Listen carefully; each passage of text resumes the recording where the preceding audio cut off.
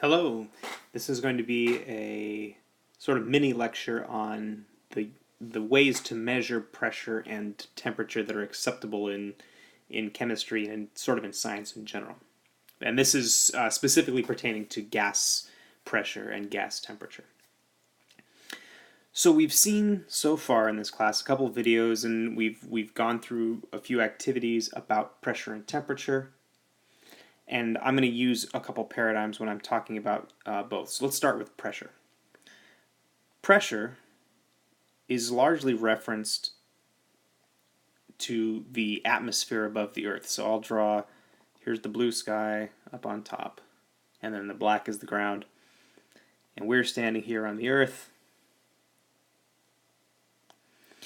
And we've seen the world's longest straw video, which said that if you filled a straw with water and held it up above the Earth,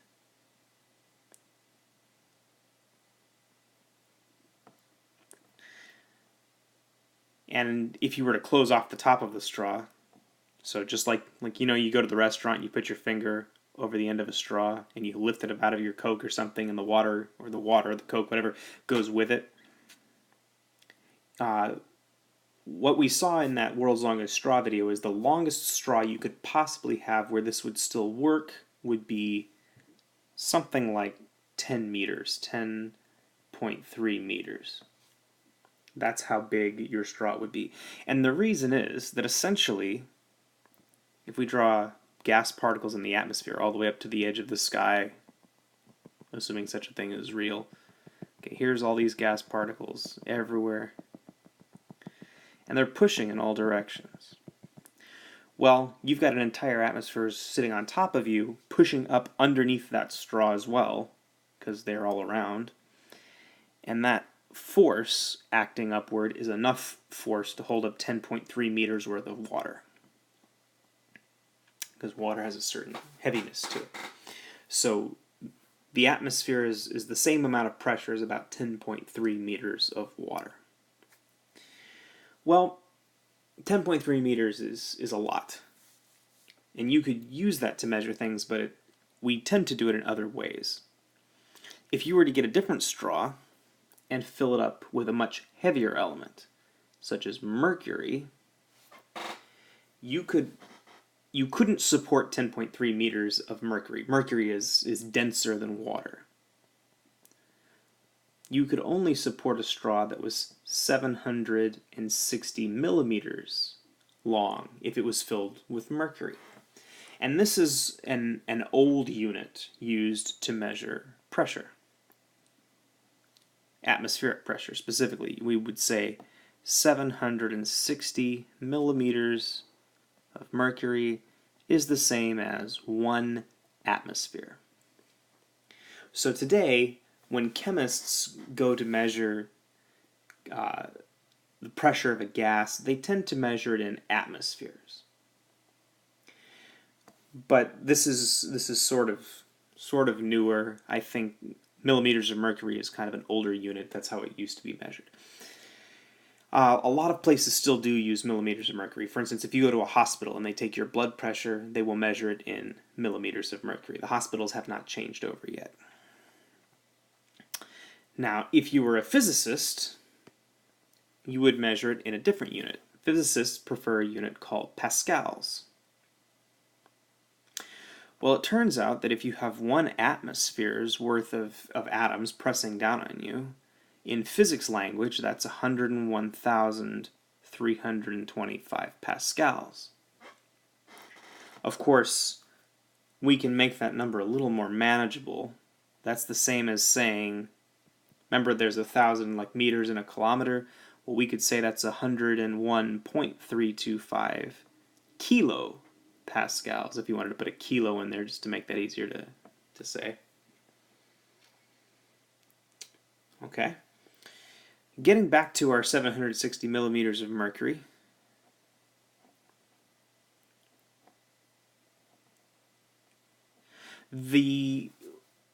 a large amount of the work done in discovering gas laws and measuring pressures and things was done by an Italian physicist named Torricelli. So very frequently you will see, instead of writing 760 millimeters of mercury, people will write 760 torr in honor of Mr. Torricelli. So those are equivalent. 1 millimeter of mercury and 1 torr are the same measurement. But there's even one more pressure unit, and this is the one that if you grew up here, and by here I mean the United States, you will have noticed that we have written most of our pressures in this unit, pounds per square inch, which is an old English term, right? Pounds is not something that's in the metric system, nor inches. But it turns out that in 1 atmosphere you have 14.7 pounds per square inch. These are all equivalent measurements.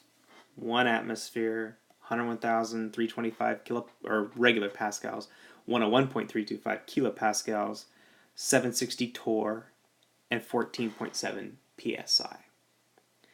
The reason I'm giving them to you all right now is that depending on whether you're talking to a physicist or a chemist or an engineer, a United States engineer versus like a British engineer or something, you will probably encounter these units at some point in your science careers.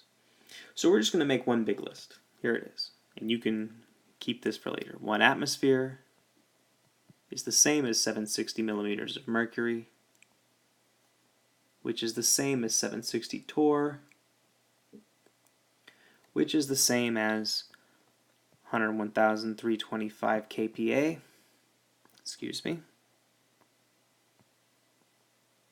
regular PA, which is the same as 101.3, that's a terrible looking 325 kPas, which is the same as 14.7 psi.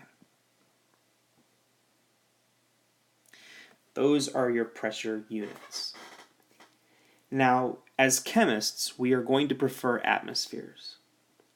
So later, when we get to the ideal gas law, you will have to know how to change these units into atmospheres. And it's very simple. It will look a lot like stoichiometry.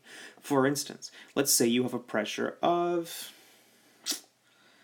I'll do an easy one. Let's make it 29.4 psi. You measure this, and you want to turn that into atmospheres. Well, it works like a stoic problem. So we're going to take it, we're going to multiply by a fraction. I started with psi, so I'm going to put psi's on the bottom. And then I want atmospheres, so I'm going to put atmospheres on the top. Now I know, according to all of this up here, that there is 1 atmosphere for every 14.7 psi. And if I multiply those two things, I get 29.4 times 1 divided by 14.7, and I should get 2 atmospheres. So 29.4 psi is about as much pressure as 2 atmospheres worth of pressure. Quite a bit. And you could go from there. All right, that's pressure units. Now we also want to talk about temperature, because we will be discussing temperature with gases. Well, here's a thermometer. Let's draw a thermometer. We'll fill it up. Okay, and a thermometer, if we're in metric, the two important reference points on the thermometer are 0 Celsius and 100 Celsius. This is the temperature at which water freezes. This is the temperature at which water boils. Easy to remember, divisible by 10. But you can have negative temperature. In other words, so let's draw this. If we had like a graph of temperature.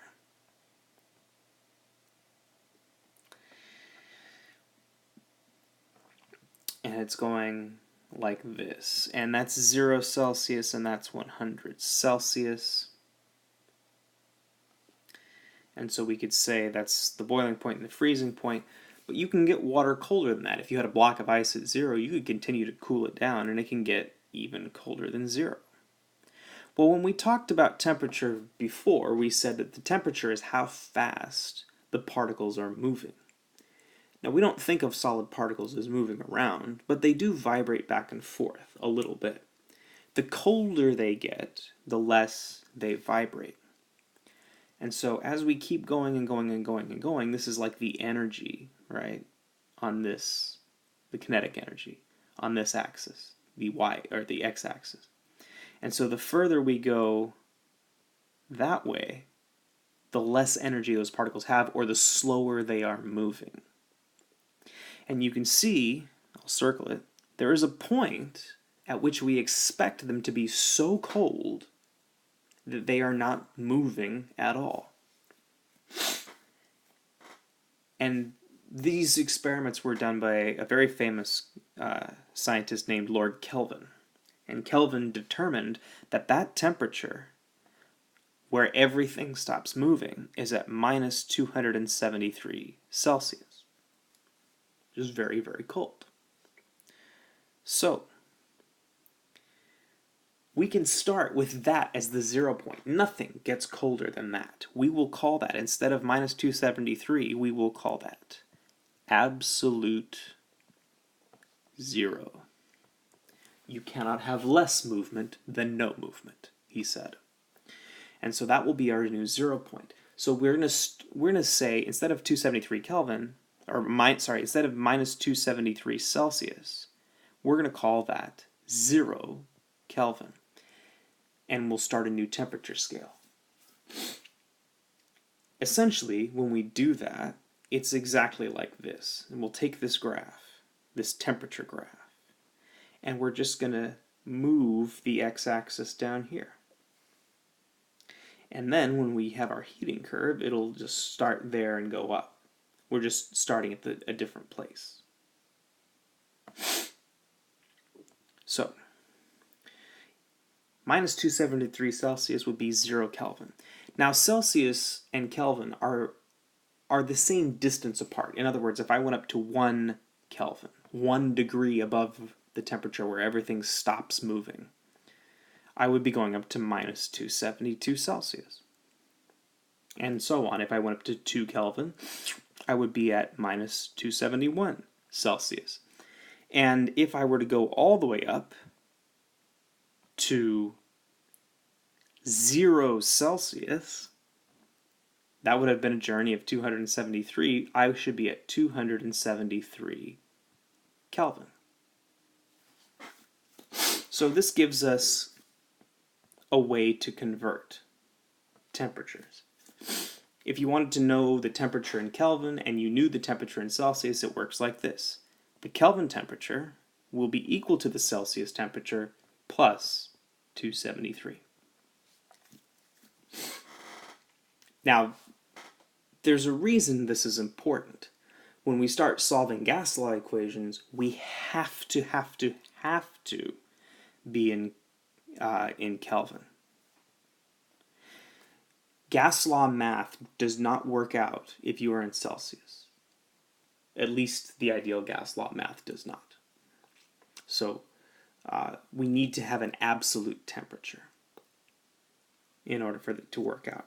And it's a very easy conversion. I'll give you an example. Let's say you had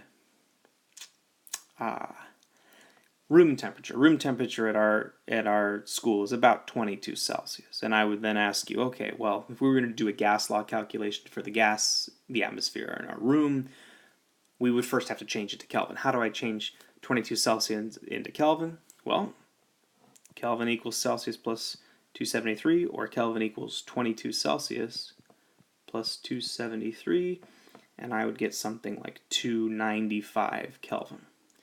So room temperature is about 295 Kelvin. I could do body temperature. I believe body temperature is about 37 Celsius. Well, if you add 273 to that,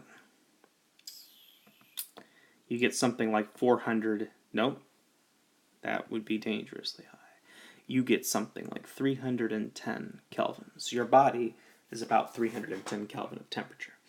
And if you ever need to go backwards, if for instance the problem were to ask you for something in Celsius, let's say you had something like 373 Kelvin and you wanted to know what that was in Celsius, just subtract 273.